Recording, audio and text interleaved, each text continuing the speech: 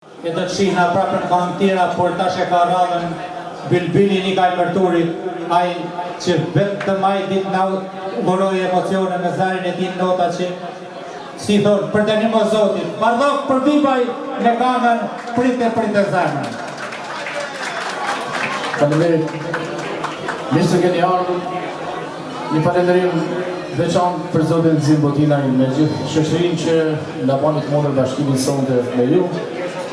Specialisht ata përshëndesë dhe sponsorin zotëri Kodoj me gjithë shokët e vet që kanë ardhur nga Gjerencia.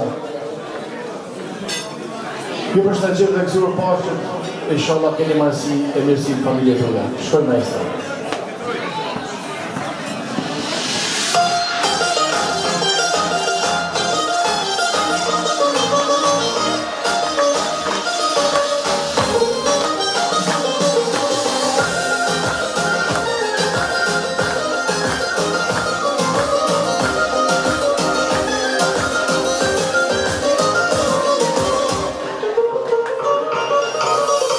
Në mendem u kam një shtatin,